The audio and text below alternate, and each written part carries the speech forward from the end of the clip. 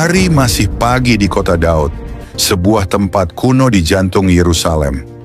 Angin musim semi mengusap reruntuhan zaman purba, dan di tengah-tengah tanah yang pernah dijejak Daud, Salomo, dan para nabi, seorang pemimpin dunia berdiri mengangkat suaranya. Bukan di gedung parlemen, bukan di aula diplomasi, tapi di tanah tempat sejarah dan nubuatan bertemu. Perdana Menteri Israel Benjamin Netanyahu menyatakan, Yerusalem adalah ibu kota abadi Israel, dan kota ini tidak akan pernah dibagi lagi. Ini adalah lonceng nubuat yang mulai berdentang, sebuah suara yang tidak hanya berbicara kepada bangsa, tapi kepada dunia, kepada gereja, kepada mereka yang berjaga-jaga. Netanyahu memimpin rapat kabinet bukan di kantor pemerintah modern, tapi di kota Daud, lokasi paling kuno Yerusalem. Mengapa di sana? Karena di sanalah segalanya bermula. Itulah titik di mana Daud pertama kali mendirikan kotanya. Di sanalah bait Allah pertama dibangun. Disitulah Tuhan berkata, "Namaku akan tinggal di sana." Netanyahu tidak sekadar bicara. Ia sedang berdiri di altar sejarah dan berseru kepada langit dan bumi. Tidak ada Zionisme tanpa Zion. Tidak ada Israel tanpa Yerusalem. Ketika Netanyahu berkata bahwa Yerusalem tidak akan pernah dibagi lagi, ia tidak hanya melawan tekanan politik. Ia sedang berdiri di tengah arus nubuat yang mengalir dari ribuan tahun silam. Dalam 2 Tawarikh pasal 6 ayat 6 berkata, "Tetapi kemudian aku memilih Yerusalem sebagai tempat kediaman namaku dan memilih Daud untuk berkuasa atas umatku Israel." Mazmur 132 pasal 13 dan 14 menambahkan, "Sebab Tuhan telah memilih Sion, mengingininya menjadi tempat kedudukannya. Inilah tempat perhentianku selama-lamanya. Di sini aku hendak diam, sebab aku mengingininya." Yerusalem bukan kota biasa. Ia adalah jantung dari rencana penebusan dunia. Tempat di mana Mesias disalibkan. Tempat di mana Mesias akan kembali dan memerintah. Dunia melihat ini sebagai ketegangan geopolitik. Tapi mereka yang memiliki mata rohani tahu ini adalah gema dari Zakaria, pasal 12 ayat 2 dan 3. "Sesungguhnya aku membuat Yerusalem menjadi pasu yang memabukkan bagi segala bangsa di sekelilingnya. Yerusalem akan menjadi batu yang memberatkan bagi segala bangsa." Begitu banyak konferensi perdamaian, begitu banyak tekanan dari PBB, Uni Eropa, bahkan Vatikan, semua mendorong agar Yerusalem dibagi. Mengapa? Karena si jahat tahu, selama Yerusalem tetap satu dan tidak dibagi, selama Zion tetap berdiri, rencana Tuhan tetap berjalan. Yerusalem adalah jam profetik, dan sekarang jarum jam itu sedang bergerak. Netanyahu menyebut tragedi 7 Oktober 2023, serangan mengerikan dari Hamas yang melintasi perbatasan dan menumpahkan darah di tanah perjanjian. Ia berkata, "Jika kami menyerahkan Yerusalem, tragedi itu hanya akan menjadi permulaan." Pernyataan ini bukan ancaman, ini adalah peringatan. Seperti suara penjaga tembok yang berseru dalam malam gelap. Yesaya pasal 62 ayat 6 berkata, "Di atas tembok-tembokmu, hai Yerusalem, telah kutempatkan pengintai-pengintai. Sepanjang hari dan sepanjang malam, mereka tidak akan pernah berdiam diri." Hai kamu yang harus mengingatkan Tuhan kepada Sion, janganlah kamu tinggal tenang. Apakah Netanyahu sadar bahwa dia sedang memegang posisi itu? Mungkin tidak, tapi Tuhan sedang memakai siapapun yang dia kehendaki untuk menegakkan kehendaknya. Tidak lama setelah pernyataan itu, dunia pun bereaksi. Presiden Prancis Emmanuel Macron mengecam keras. Ia bahkan menyerukan agar Eropa menekan Israel jika krisis Gaza tidak dihentikan. Tapi Israel tidak tinggal diam. Pemerintah Israel menjawab dengan kalimat tajam. Macron sedang memimpin perang salib modern terhadap negara Yahudi. Kalimat ini membuka luka lama. Perang salib bukan sekadar sejarah gelap, tapi simbol penganiayaan atas umat Tuhan yang diselimuti religiusitas palsu. Sekarang Israel melihat tekanan Eropa sebagai bentuk baru dari tekanan lama. Tekanan untuk menanggalkan Yerusalem. Tekanan untuk membagi tempat Tuhan. Saudaraku, jika Yerusalem adalah nadi dari rencana Allah, maka sikap hati kita terhadap Yerusalem mencerminkan posisi kita terhadap Tuhan. Yerusalem bukan hanya kota fisik. Yerusalem adalah tanda. Yerusalem adalah suara dari surga bagi generasi akhir zaman. Roma 11 menyatakan bahwa sebagian Israel mengalami pengerasan hati, tapi suatu hari seluruh Israel akan diselamatkan. Itu berarti Yerusalem akan menjadi pusat kebangkitan terakhir. Yerusalem sedang dipertahankan, dunia sedang terguncang, sejarah sedang ditulis kembali, bukan dari Washington, bukan dari Brussels, tapi dari kota Daud.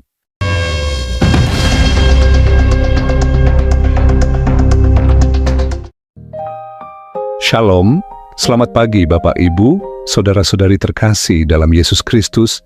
Dengan penuh sukacita saya menyambut setiap pribadi yang saat ini sedang bersama-sama dengan saya dalam momen renungan pagi hari ini.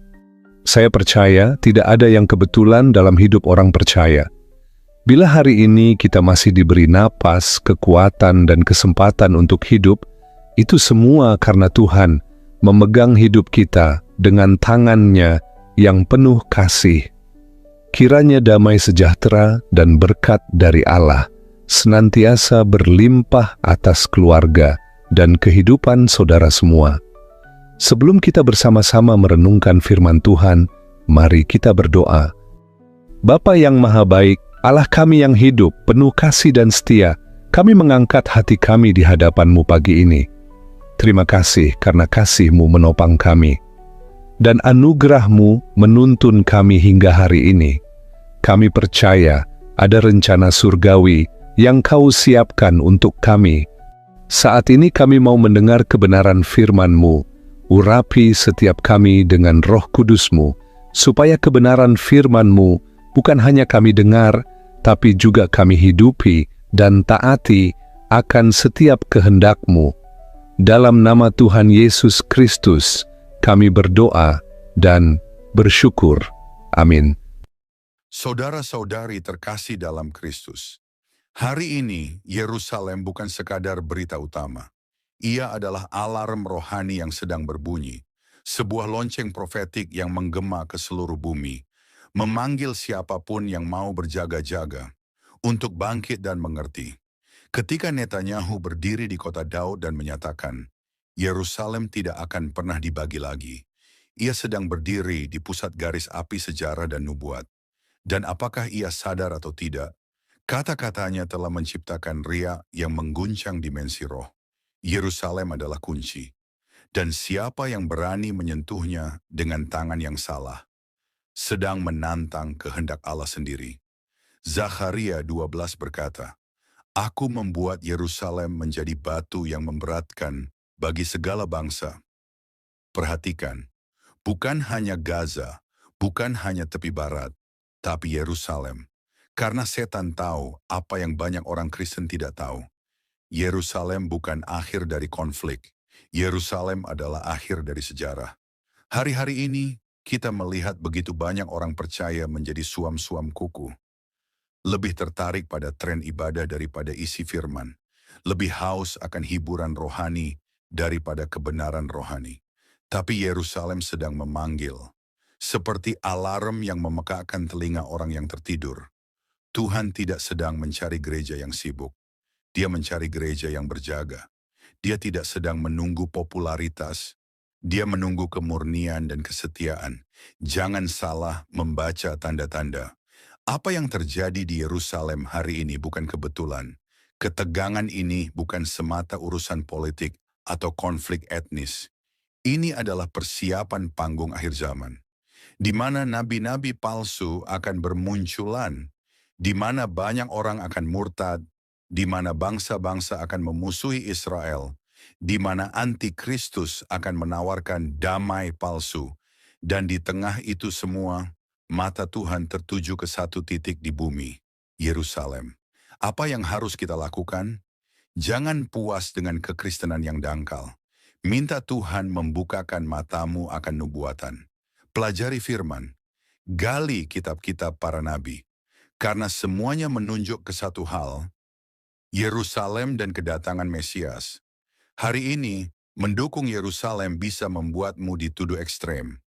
Tapi lebih baik dibenci dunia daripada ditolak surga. Gunakan suaramu, platformmu, hidupmu untuk menyuarakan rencana Tuhan. Bukan sekadar pro-Israel, tapi pro-nubuat, pro-kebenaran, pro-raja kemuliaan. Tuhan sedang mengumpulkan pasukan akhir zaman, bukan dengan pedang dan senjata, tapi dengan pengurapan dan kebenaran. Yerusalem akan menjadi panggung terakhir. Dan Yesus akan kembali bukan ke Roma, bukan ke New York, bukan ke Mekah, tapi ke Yerusalem. Jadi kemana pandangan kita tertuju? Apa isi hati kita hari-hari ini? Apakah kita masih mengejar hal-hal fana? Ataukah kita sudah mulai merindukan langit terbuka di atas Bukit Zaitun? Pagi itu, Netanyahu berdiri di reruntuhan purbakala. Angin musim semi menyentuh wajahnya.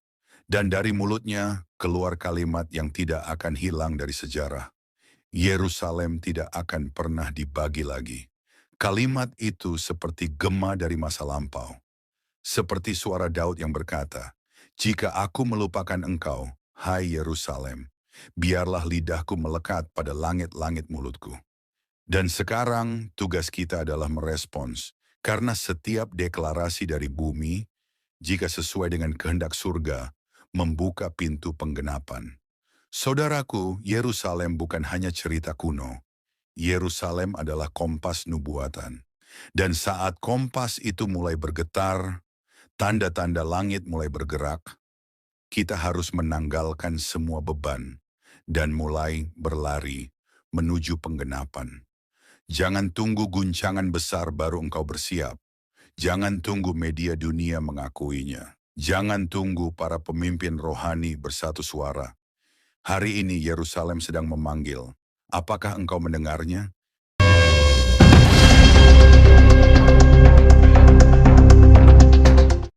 Terima kasih telah mengikuti renungan ini hingga selesai. Engkau bukan kebetulan tiba di sini. Ini adalah momen ilahi, sebuah perjumpaan roh dengan firman yang hidup. Pagi ini, kita telah membuka hati untuk suara Tuhan, membiarkan firman-Nya menyentuh bagian terdalam dari jiwa kita. Dan percayalah, firman yang keluar dari mulut-Nya tidak akan kembali dengan sia-sia. Ia akan menggenapi tujuannya dalam hidupmu. Mungkin engkau sedang berada di lembah air mata. Mungkin jalan yang kau tempuh saat ini terasa sunyi, sepi, dan berat. Tapi dengarlah ini. Tuhan tidak pernah tertidur. Setiap langkahmu diperhatikan. Setiap helaan napasmu tidak luput dari pandangannya. Bahkan dalam diam sekalipun, Ia sedang bekerja. Firman Tuhan berkata dalam Yesaya pasal 40 ayat 31, "Tetapi orang-orang yang menanti-nantikan Tuhan mendapat kekuatan baru. Mereka seumpama Raja Wali yang naik terbang dengan kekuatan sayapnya. Mereka berlari dan tidak menjadi lesu. Mereka berjalan dan tidak menjadi lelah." Engkau mungkin merasa lelah saat ini, tapi di balik kelemahanmu, ada sayap-sayap rohani yang sedang dipulihkan. Engkau tidak ditakdirkan untuk berjalan dalam bayang-bayang ketakutan, tetapi untuk terbang tinggi dalam iman, menembus badai bersama Sang El Shaddai. Hari ini, firman yang telah engkau dengar adalah benih. Tanamkan itu dalam doa. Siramilah dengan iman. Dan biarkan Roh Kudus yang menumbuhkan. Jangan remehkan satu pagi bersama Tuhan, sebab satu kata darinya dapat mengubah jalan hidupmu. Satu janjinya cukup untuk membuatmu bertahan, dan satu sentuhan kasih-Nya dapat menyembuhkan luka yang bahkan sudah bertahun-tahun menganga. Apapun yang engkau hadapi hari ini, peganglah kebenaran ini. Engkau tidak berjalan sendiri. Ada tangan yang menopangmu. Ada rencana yang lebih besar dari apa yang engkau pahami. Dan ada masa depan yang penuh harapan yang telah Tuhan rancangkan untukmu. Yeremia berkata, "Sebab aku ini mengetahui rancangan-rancangan apa yang ada padaku mengenai kamu. Demikianlah firman Tuhan, yaitu rancangan damai sejahtera dan bukan rancangan kecelakaan, untuk memberikan kepadamu hari depan yang penuh harapan. Jadi, berjalanlah hari ini bukan dengan rasa takut, tetapi dengan iman yang penuh keberanian. Karena Ia yang telah memulai pekerjaan yang baik dalam dirimu, setia untuk menyelesaikannya. Dan ketika malam datang dan hari ini berakhir, kiranya engkau dapat berkata, aku telah melihat tangan Tuhan menyertai langkahku dari awal hingga akhir. Sampai jumpa dalam renungan berikutnya. Tetap setia, tetap percaya, sebab waktu Tuhan selalu yang terbaik. Tuhan Yesus memberkati.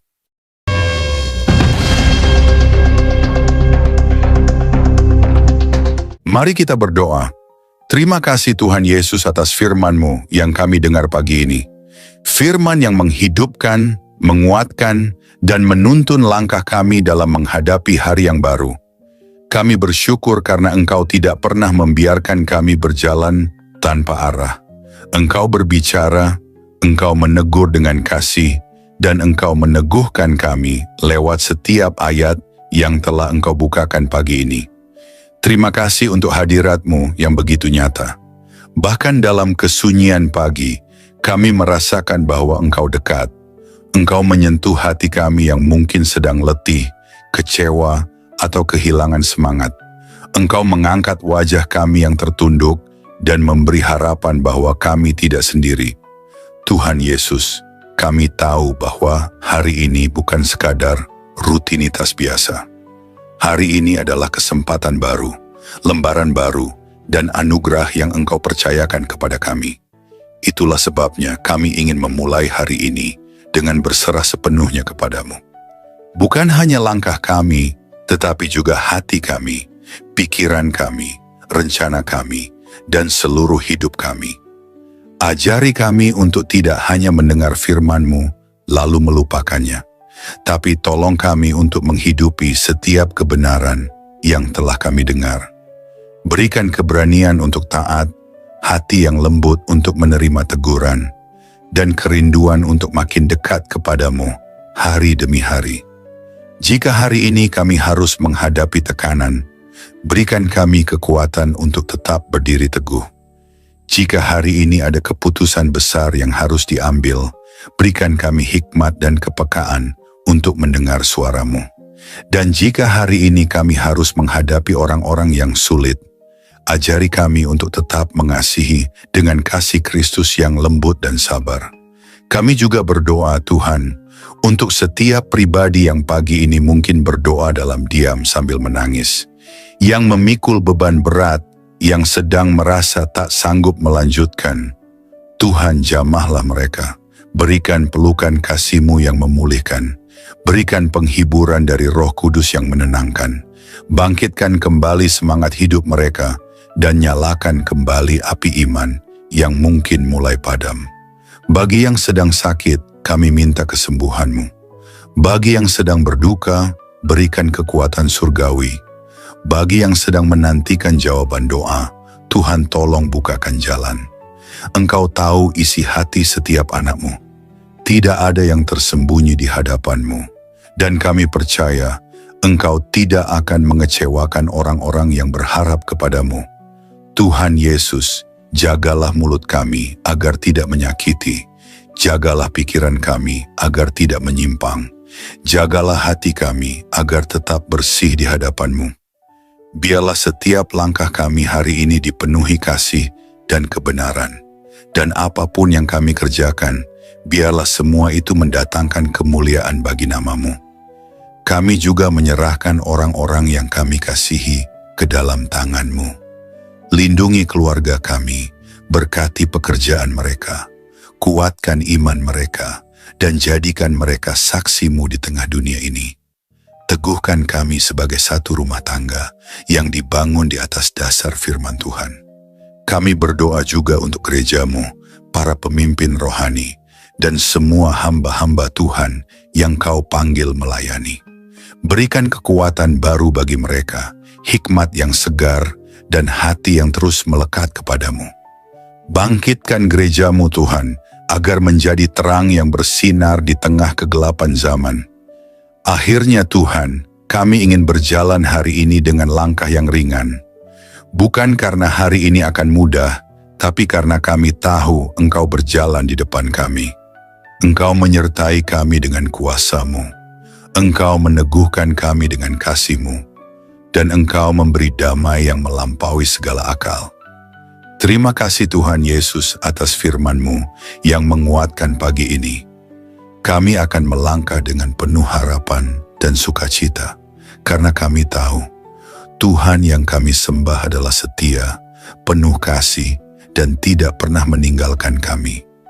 Kami serahkan seluruh hari ini ke dalam tangan-Mu yang perkasa. Dalam nama Tuhan Yesus Kristus, kami berdoa dan mengucap syukur.